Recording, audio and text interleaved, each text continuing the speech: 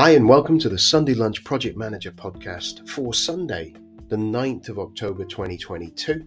This is your host, Nigel Creaser, and this week we've got the second part of my interview with Victoria McKenna, the Fashionable Project Manager. Just thinking there, you've got your project review, and I mentioned earlier on the fact that obviously 2014, that major life change. Do you want to tell us a little bit about that and kind of then kind of how we moved the rest of your story on into what you're doing now? Okay, so what I can say about the stroke, basically, I attribute it to putting my body through very little sleep, looking after it very poorly for 10 years, and that career did, as much as I loved that career, it did take its toll on my body. And also I was involved, my very last project I was involved with it. There was an individual who had a reputation for being unpleasant, but this person made my life a living hell, day in, day out, I would say, for 6 months. And that was the tipping point for me, and I couldn't take it anymore. And I started not being able to cope. Whereas I'd been this, strong woman, I'm going to fight every day to, get things done. And I loved that. Suddenly something snapped, and it became horrific. And I don't know what was, the straw that broke the camel's back, but I know this particular project really pushed me over the edge. And I know how you feel. And then I was organising my wedding. I got married. We went on the honeymoon. And I think 2 weeks off, or a week after the honeymoon, I can't even remember, 1 or 2 weeks after, I just had a stroke. That was it. Yeah. Game over. Because of all the, I'd been suffering from migraines every single weekend. I was taking the pill and whatever, and you combine those two, it's terrible anyway. But there were all sorts of little warning signs that I just arrogantly ignored, which I could have done something about it, but sadly that was the end of that career, just like that.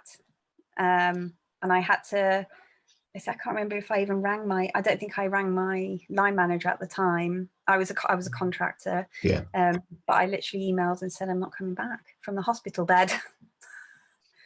Just like that, it was done. And I thought, God, I've pushed myself too far this time. It sounds, and you're a little bit, I think you're a little bit hard. I don't know the situation, but you sound a little bit harsh on yourself there. And it's frustrating.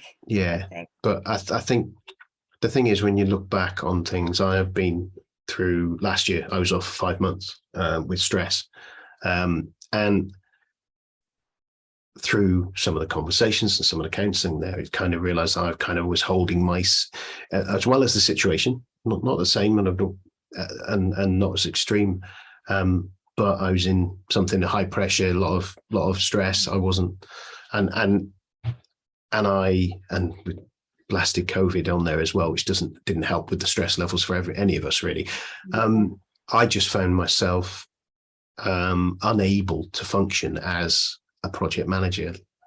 That, I think you said about this capable woman who's been able to deal with anything, and I imagine that that capable person was able to juggle 150 things all in one go, be able to make sure lots going on, understand that, be able to, at the top drop of a hat, react and change. And then I don't know if it was the same for you, but suddenly I found I couldn't manage multiple things at the same time. And not at the same time, but you know what I mean? I had a lot of things going on. I was able to deal with those and context switch really quickly. But I found that difficult. And then when I was focusing on specific things, I just couldn't focus. And my focus gradually got worse and worse and worse. And similar sort of thing. You see you're nodding there. And it's one of those things you sit there and you think, well, that's not me. Hang on, I can deal with this. What's going on? And that I found that really scary at that time. And was that a similar sort of experience that you had? Yeah. I mean, I think I have no doubt I would still be a project manager now. I mean, I'm not saying it's a terrible career to get into or anything, but if I had given myself a break, and had taken holidays, because I never did, because I was a contractor. Yeah. And I just had this mindset that I'm contractor, right? That means I can never take a break. Yeah. Because if I take a break, I don't get paid. But there's more to life than working every single day of life. But yeah, and I think finding the coping mechanisms as well. So if you do start to feel like it's just all becoming so overwhelming, then it is time to, I don't know, go and get a therapist or just anything. Do you know what? I agree.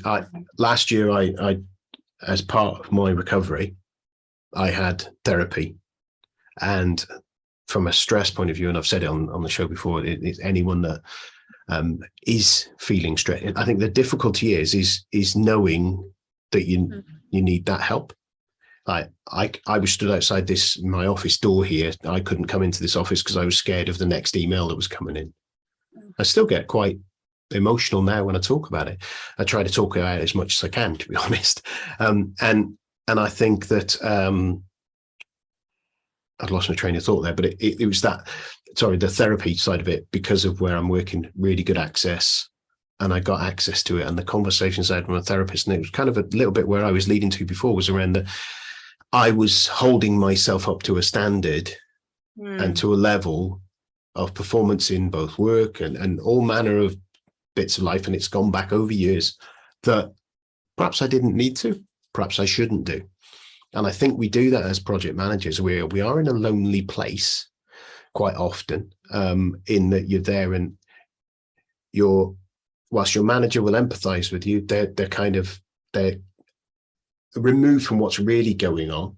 They just want their outputs. The team, if you're doing the job right, you're subservient to the team. You're there to support them. You're there to help them get what they've got to get done. Yeah. And you end up giving away you to those two groups of people. And because you think, well, they need me and they need me, and I'm that linchpin in the middle. And sometimes you've got to give yourself a break, haven't you? And I think it's not just in project. I think in all walks of life, sometimes we can hold ourselves up as being a superhero, and I don't claim to be one, but you more robust than because we're all fragile at the end of the day. And there will, as you say, there's the straw that broke the camel back. There's something that eventually that emotional well just overflows, and then bang, your body starts going into protection mode, shutdown mode, and does what it does to try and protect you in all manner of different ways. And it's quite it's a scary time. I imagine that time for you as well. Obviously, you said it took you 2 years of recuperation in your thing. How did that go? Was it how did that happen? How did you deal with that? I don't know the words to use. Yeah, I know, it's a bit of a weird one. Well, I suppose it didn't feel very real actually to begin with, but then I didn't really deal with it very well. I was quite upset because I lost all my colleagues who, some of those were friends, because I was spending so much time with these people. Yeah. That was my life, and I had gotten married, although that marriage did come to an end quite quickly after the stroke, which these things happen. But I ended up I'd married someone in the RAF, so I ended up, when he was away on tour, in this house on my own, thinking, what am I going to do? Because I couldn't do a lot of things. I mean, I was functioning. I didn't, my face is fine. You can see. I still have pins and needles in one side, but at that point things were a struggle. Like making a cup of tea took real focus for quite some time. So I knew that I couldn't just go out and get a job. I couldn't even be a project support. I was just not capable of doing spreadsheets or anything. So then I sort of sat down one day, and I'd managed to save a lot of money whilst being a PM. So I had all these savings, and I thought, right, well, I don't really see what else I can do now, so I might as well just do anything. So I thought, right, I'm just going to start a fashion brand. So I just basically started from the bottom, looking at business accounts and how it all worked, and then basically had to do all this research. And obviously with my then husband away so much, I just spent a lot of time doing that and made the decision. And it came together very, very slowly though. It took a lot of research, like how do you set up a company on Companies House? It was like that basic kind of, right, I have to learn to do everything again. But I used it as just an opportunity to follow my pipe dream, as it were. I thought, right, well, maybe that's why my body stopped me, because that actually wasn't with going with what my heart wants, or however you want to phrase it. I get that. It's that things happen, whether you believe in fate, whether a higher power or something like that. Actually, it doesn't really matter one way or the other. It's making, and I think you said something similar to this about is making something of what is happening. And it's kind of, as you say, you've gone there and gone, right, okay, so this is the situation. What am I going to do with this situation? And you know, I mean, you've if I remember right, award-winning designs and stuff like that you've had, and you kind of go, well, it may have not been the grand plan, it may not have been the preferred at the time, but actually it sounds like it's going in the right direction from me, from what I've seen looking on the outside. And it is one of those things where you can just go, right, okay, right, that's great. And a bit of the learning as well, where with the screw ups, when you learned from your screw ups to actually place the orders this time, those adversities help us learn something and change something and adapt to something. And that's the point again, as long as you learn from it, you can do something with it, can't you? Yeah. So tell us about that journey then, about did you run it as a project? Did you put a project plan together about setting up your business and all that? And how did your PM skills come into play in that? And so I'm sure there will be elements of them that did, or you'll be like the typical, in quotes, mechanic, like my brother, the old thing, or the mechanic whose car's always breaking down, or the accountant who's got no money. Are you the PM who never uses any PM skills? Well, I don't know if I should be embarrassed, but I did actually get all my PM stuff out, and I made a project timeline and all sorts. Good. I remember looking at it going, that's it, that's where I'm going to be, and that never happened. But it doesn't matter, does it? Doesn't matter. This is the thing I bang on about. Is about. I was chatting to someone earlier about project management is a life skill. Yeah, it's not just for managing projects. It's for managing change, managing something different, and we all do that all the time in our lives. Whether it be a recipe is a project plan. When you're cooking something. Yeah, you've got your requirements, which is the picture at the end. You've got your your resources that are there, that's in there, and then you've got a plan on what to do. It tells you when to do it and what the timeline is, and you could turn that into a Gantt chart. So I rant on about this a little bit. I think I'm glad that, because, and maybe it's just me because I use my tools at home as well and get heads shaken by my teenagers of what the heck I'm doing. And then I was quite pleased the other week where she was come home from school. She'd written something on her hand and she was doing something on her phone. So get off the phone, you having tea. I'm just writing this down. Oh, right. What are you doing? I'm just writing into my Trello board. She's I've convinced her that's really good, that she's using for planning ideas for books and stories and stuff. So it's kind of like, yes, my work is done here. I've instilled some project management skills of work out what you can do, break it down. So I bet you've still got that Gantt chart as well, haven't you? Yeah, it'll be somewhere. It's tucked away though. I don't think I can bring myself to look at it. So how long's the brand been going now then? How's long the business? Yeah, so the original fashion brand. So I launched the first collection in 2018. Right, so it took about 1.5 years to get from designs on paper to actual products. Yeah. Okay. And then just before lockdown, this is by pure chance, I just decided to launch some activewear, sportswear. And that obviously really took off during lockdown, which was a saving grace for me, because my original collections are silk blouses, and you know they're not needed in lockdown, are they? Let's face it. No, that's not the going out and wearing something like that isn't what anyone was doing. It's, as you say, it's more comfort and exercise stuff, isn't it? Yeah. So after that, when things started reopening up again, sales just fell off a cliff, mainly because everyone had been buying all these clothes and all these gadgets and whatnot during lockdown, having a whale of a time.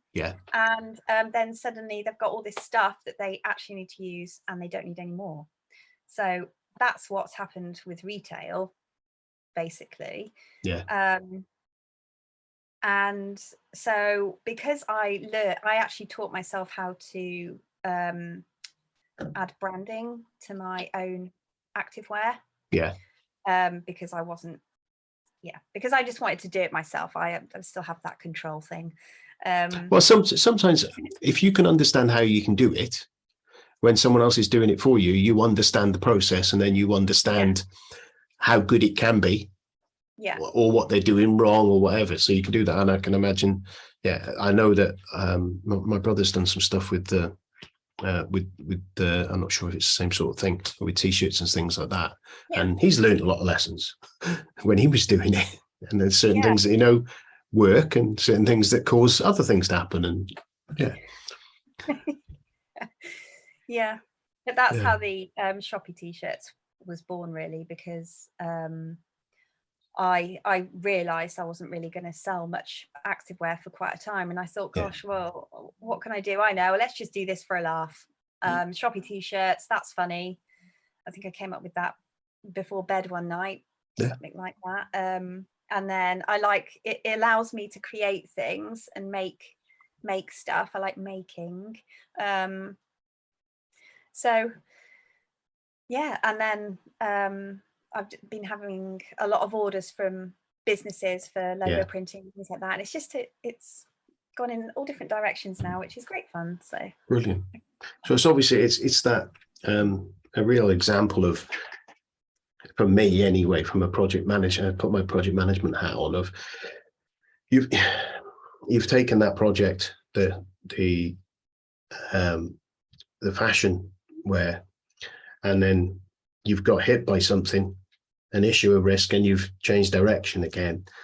And then it comes to the end of that, and you've replanned and you've changed direction again. And it's kind of that mind of great, how do we solve the problem? How do we get to the next step? Not that mind of a kind of, oh, we're doomed here. And it's what a project manager needs, isn't it? And it's those skills and basic things of we've got a problem, how do we solve it? How many times do you drag everyone together on the phone call? You're just saying a flat tire on the way to somewhere, or I know a digger sticks a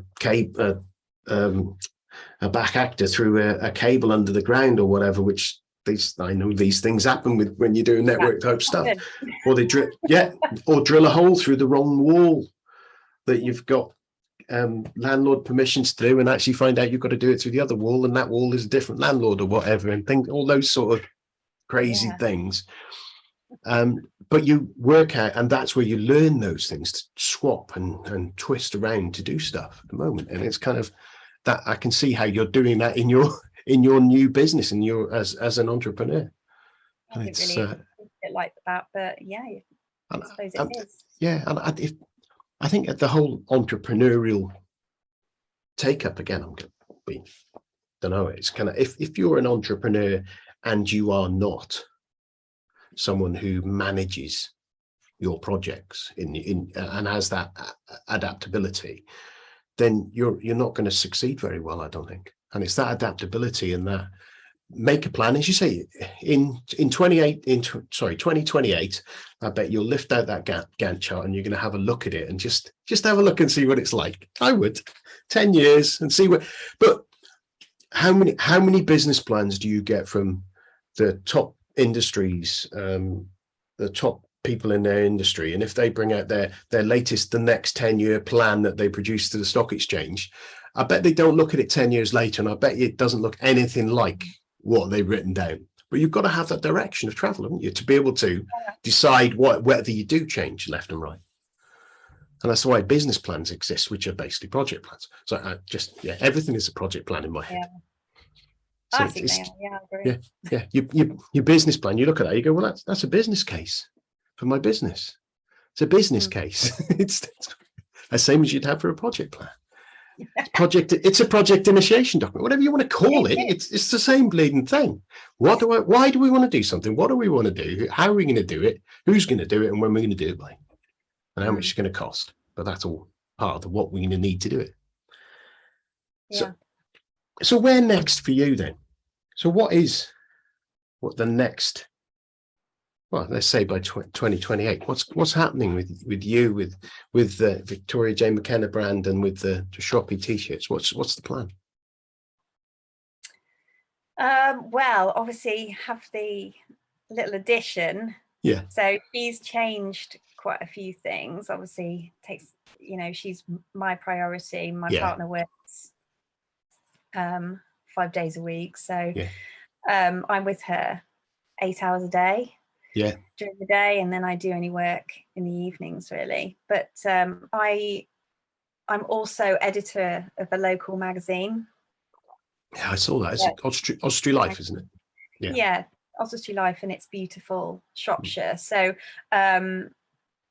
that's something else that I do, and some copywriting for other businesses on the side. So I'm not sure what's going to happen. I think it's just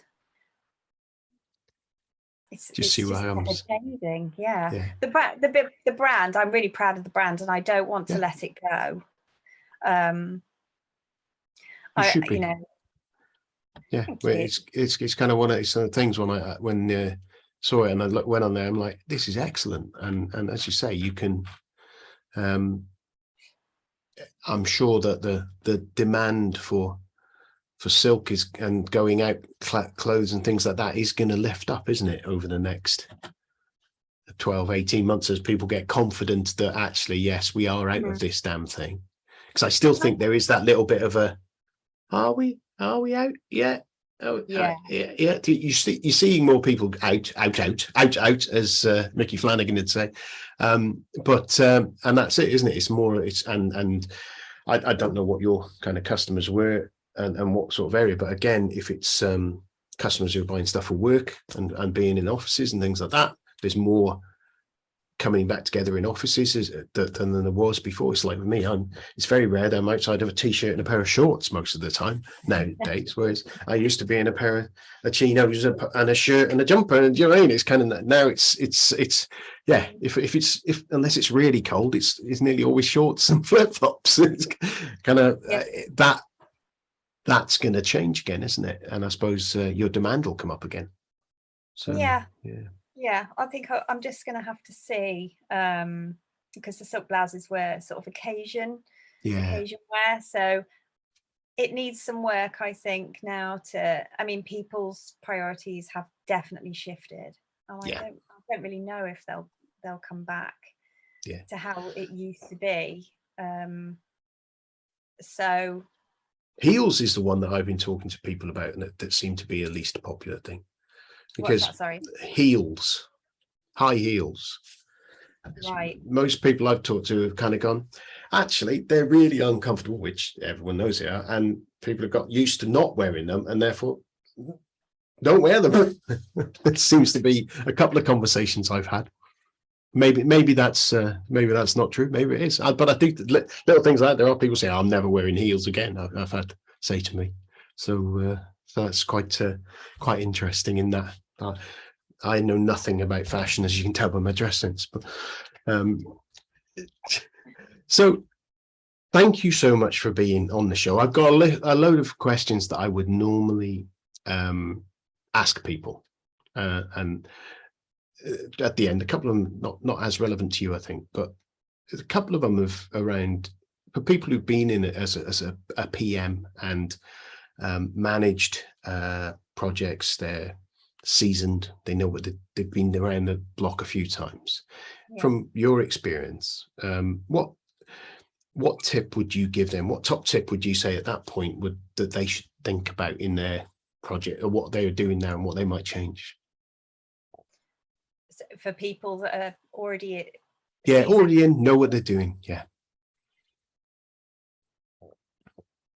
Gosh.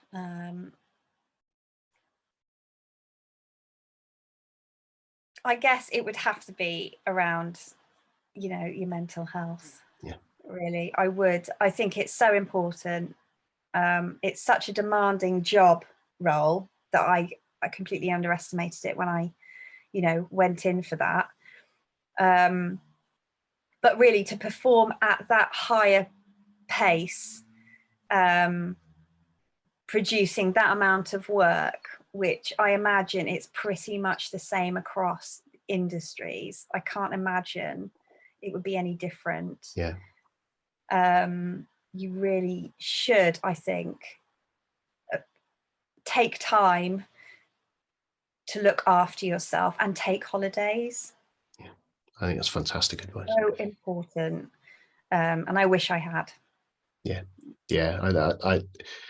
that holiday point when you said it before is something that I know when I've got contractors, I understand the resistance to want to take it, because you don't know when, because you're on a couple of weeks notice, that contract could finish bang like that, and you're always worried about that scenario, and then how long to the next one. I'll take my holiday during that period. But my view is that I prefer to have fresh people on my projects rather than tired people on my projects, and it is incumbent on us as people who are leaders, when we've got people who aren't taking the leave, to actually spot that and say it's people. So I think it is something that we should insist that people do take time to break. But and if people are ill, the same scenario, because it's something I always say to people: if they're poorly, I'm going, right, I don't want to see you until you're well. I don't want you, and it's absolute selfish, because I don't want you half efficient for 6 weeks when I can lose you for a week and then have you back full for the 5 weeks. It's all selfish. I don't care about you. That's what I tell them anyway.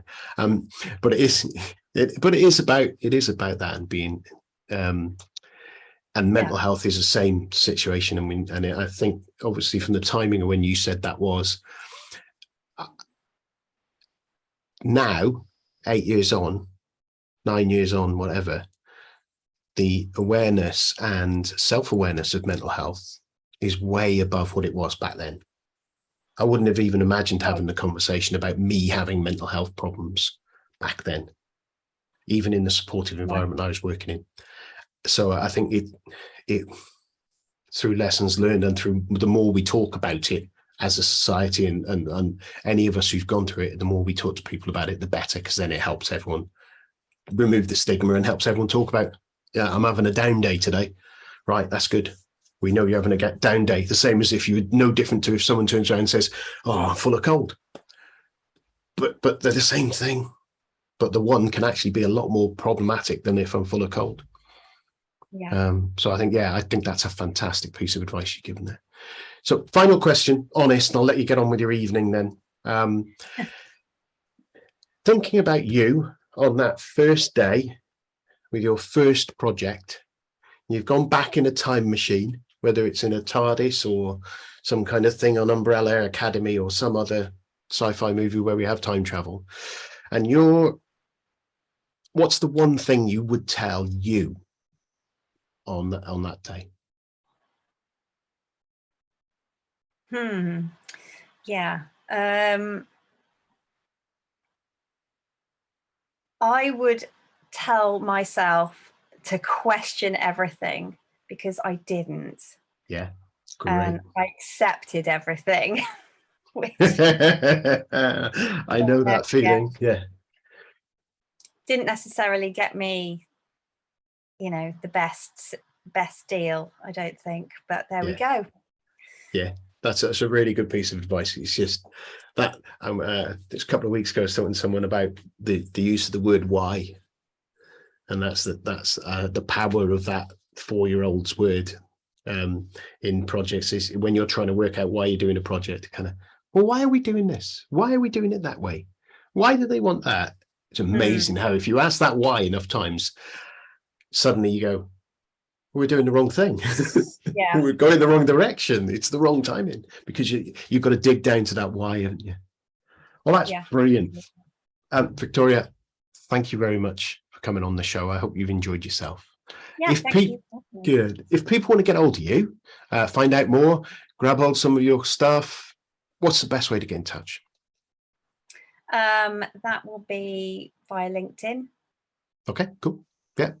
And you Victoria Jane on there, or are you Victoria? You're Victoria McKenna on there. Victoria McKenna, yeah. Yeah, I was just double checking myself. Yeah. Profile. They say you only ever click on view my profile if you want to check something, and you don't search for yourself, do you? Yeah, we're all the same.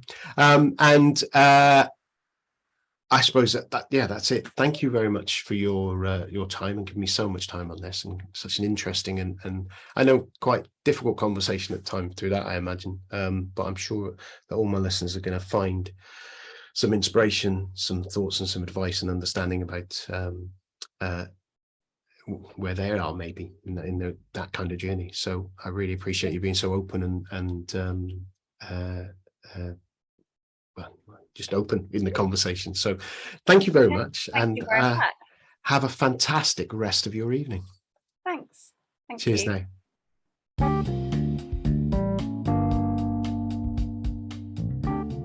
Well, I hope you enjoyed that second part of that interview with Victoria. It's a fascinating story, and real food for thought about us all thinking in the project management role where our health is paramount. We need to look after it. But sometimes things just hit you from sideways, and then it's how you deal with that afterwards. So look after yourselves and speak next time. Bye.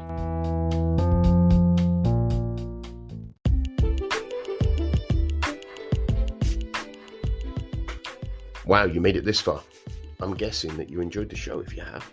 Or maybe you've just left it playing in the background and forgot it was on. But if you did enjoy it and you're inclined to, I'd be delighted if you could share the show with your colleagues. Discoverability with podcasts is quite difficult, especially with a niche one like this. But sharing with your colleagues and letting them have a chance to listen to these fantastic guests would be brilliant. If you've got time, a review on whatever platform you listen to it on would be great too, especially if it's a 5-star one. Again, that makes it easier for people to discover the show when they're searching on there, because the comments raise it up the old search engine optimization on all the different tools. If you are feeling flush, I have a couple of ways you could contribute. One is Patreon, Patreon/Sunday Lunch PM, and you can donate some money to the podcast that way, or you can jump along to my website, nigelcreaser.com, www.nigelcreaser.com, and click on the link to the shop, and in there you've got all my books that I've created in the varying different guises, a number of different ways you can grab a copy of those. And down the bottom I've got the my guests books. So everyone who's been on here, if they've had a book, I've got a link to their book in there, and Amazon give me a little bit back for when someone buys from them. But more importantly, if you come back next time and listen, I'll be delighted. So I'll leave you alone and let you get on with your day now. Thank you. Bye. Well, it's goodbye from me, Nigel Creaser, and it's goodbye from him, the Sunday Lunch PM. Goodbye.